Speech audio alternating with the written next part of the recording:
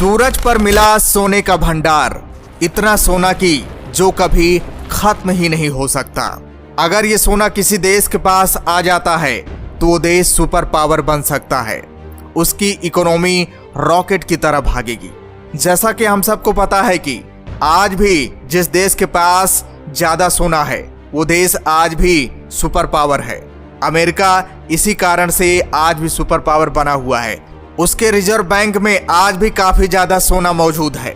जैसे सभी स्पेस एजेंसियों को पता चला है कि सूरज पर सोना मौजूद है, वैसे चीन, अमेरिका और भारत आमने सामने आ गए हैं। सूरज पर जाने की जंग छिड़ गई है। दोस्तों, क्या हमारा भारत सूरज से सोना ला पाएगा? क्योंकि हमारा भारत बहुत जल्द सूरज पर एक मिशन लॉन्च करने वाला है, जिसका मेन मकसद है सूरज पर मौजूद सोने की जानकारी हासिल करना। सूरज के किस इलाके में ये सोना मौजूद है, अगर भारत के पास ये जानकारी हासिल हो जाती है तो दोस्तों, क्या हमारा भारत सूरज से सोना ला पाएगा?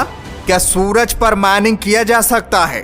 और दोस्तों, इस सोने की खोज कैसे हुई, ये सारी जानकारी आप लोगों को इस वीडियो के माध्यम से मिलने वाली है। वीडियो काफी इंटरेस्टिंग बनने वाली है, तो दोस्तों वीडियो को अंत तक जरूर देखिएगा।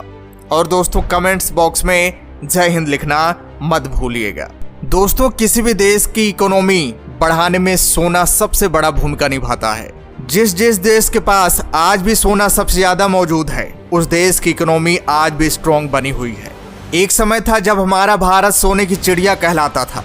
आज हमारे भारत के रिजर्व बैंक में अन्य देश की तुलना में सोना कम मौजूद है। बताया भी जा रहा है कि एक दिन ऐसा आएगा जब दुनिया में सोने की कमी हो जाएगी, यहाँ तक कि सोना पूरी तरह से खत्म भी हो सकता है, क्योंकि धरती से सोना निकाला जा रहा है। खदानों में सोने की कमी हो रही है, क्योंकि दोस्तों सोना धरती में पैदा नहीं होता, सोना अंतरिक्ष से आया हुआ है। अंतरिक्ष में ही सोने का भंडार मौजूद है और अब वो समय आ गया है कि अंतरिक्ष से सोना धरती पर लाया जाए। लेकिन अंतरिक्ष से सोना लाने में बहुत बड़ी चुनौतियों का भी सामना करना पड़ेगा, इतना आसान नहीं है। अंतरिक्ष में कई ऐसे ग्रह भी हैं जो सोने और हीरे से बने हुए हैं, और अब ये भी पता चला है कि सूरज पर भी सोने का भंडार है। इतना सोना है कि जो कभी खत्म ही नहीं हो सकता। 7 समुद्रों में जितना पानी है उससे भी ज्यादा सूरज पर सोना मौजूद है। दोस्तों, सूरज पर जो सोने की खोज हुई है, इसके पीछे एक दिलचस्प कहानी भी है। दरअसल दोस्तों, एस्ट्रोनॉमी पत्रिका ने 1859 में एक रिपोर्ट छापी थी, जिसमें प्रसिद्ध रसायनज्ञ रॉबर्ट बेंसन और गुस्ताव किरचॉफ ने जर्मनी के मैनहेम शहर में आग बढ़ती हुई देखी। आग उनकी हिडलबर्ग यूनिवर्सिटी लैब से करीब 10 मील यानी 16 किलोमीटर दूर जल रही थी, जिसे देखने के लिए उन्होंने अपने नए स्पेक्ट्रोस्कोप का इस्तेमाल करने का विचार किया। इस टेक्नोलॉजी की मदद से प्रकाश को विभिन्न तरंगदैर्घ्य में बांटकर रासायनिक तत्वों की पहचान की जा सकती है। उन्होंने खिड़की पर ही स्पेक्ट्रोस्कोप लगा दिया और जांच में आग की लपटों में बेरियम और स्ट्रोंटियम की पहचान कर ली। रॉबर्ट, जिन्होंने आज दुनिया भर की प्रयोगशालाओं में उपयोग किए जाने वाले बेंसन बर्नर को डिजाइन किया है, उन्होंने सुझाव दिया कि एक ही स्पेक्ट्रोस्कोपी का उपयोग सूर्य और चमकीले सितारों के वायुमंडल पर भी किया जा सकता है। इस घटना के करीब 10 साल बाद 18 अगस्त 1868 को पूर्ण सूर्य ग्रहण के दिन कई खगोल शास्त्रियों ने सूरज पर स्पेक्ट्रोस्कोपी की मदद से हीलियम की खोज करने में कामयाबी हासिल कर ली। इसके बाद सूरज के वातावरण में एक के बाद एक कार्बन, नाइट्रोजन, लोहा और अन्य भारी धातुओं की खोज कर ली गई। इन्हीं में से एक था सोना। 18वीं सदी के अंत और 19वीं सदी की शुरुआत में जैसे जैसे पृथ्वी की उत्पत्ति और इतिहास की समझ बढ़ी, वैसे वैसे यह सवाल भी उठने लगे कि आखिरकार अरबों सालों तक सूरज और अन्य तारे कैसे चमकते रहे। लंबे समय से चल रहे रिसर्च में वैज्ञानिकों ने पाया कि सूरज पर 2.5 ट्रिलियन टन सोना है। इतना सोना पृथ्वी के सभी महासागरों को भर सकता है और फिर भी यह खत्म नहीं होगा। एक और दिलचस्प खोज बाद में की गई और इसमें पाया गया कि आखिर पृथ्वी पर सोना कैसे आया।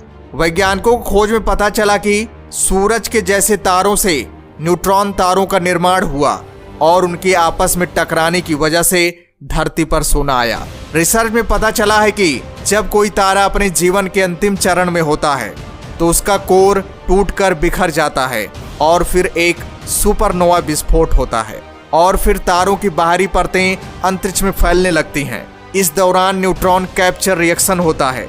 लोहे से भारी अधिकांश तत्व इन्हीं से उत्पन्न होते हैं। जब दो ऐसे न्यूट्रॉन तारे टकराते हैं तो न्यूट्रॉन कैप्चर रिएक्शन से स्ट्रोंटियम, थोरियम, यूरेनियम और साथ ही सोना पैदा होता है।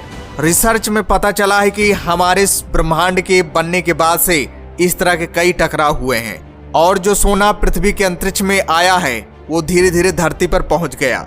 यानी सोना सिर्फ इसलिए खास नहीं है कि क्योंकि यह पृथ्वी पर काफी दुर्लभ माना जाता है, बल्कि सोना इसलिए भी काफी खास है क्योंकि ये तारों से सीधे जमीन पर उतरता है।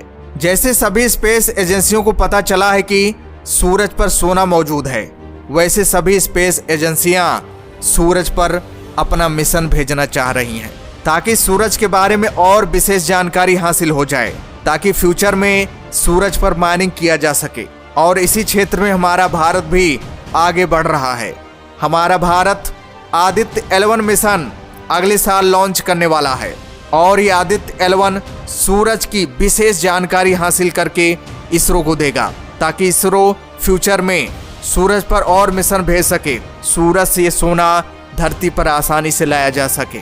जैसा कि हम सबको पता है कि सूरज बहुत ज्यादा गर्म है, सूरज तक जाने की हिम्मत कोई नहीं जुटा पाता है, लेकिन कुछ ऐसे ऑर्बिटर बनाए गए हैं जो सूरज की परिक्रमा आज भी कर रहे हैं। नासा भी अपना प्रोब नामक एक ऑर्बिटर सूरज पर भेजा है जो सूरज की जानकारी हासिल करता है और इसी तरह हमारा भारत भी आदित्य L1 एक ऑर्बिटर भेजने वाला है जो सूरज की चारों तरफ परिक्रमा करेगा और सूरज की जानकारी हासिल करेगा। उसके बाद सभी स्पेस एजेंसियां सोचेंगी कि सूरज से सोना कैसे धरती पर लाया जाए।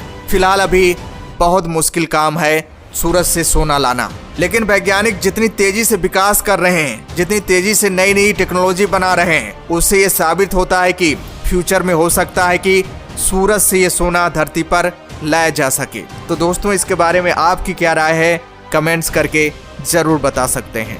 तो दोस्तों, जय हिंद, जय भारत।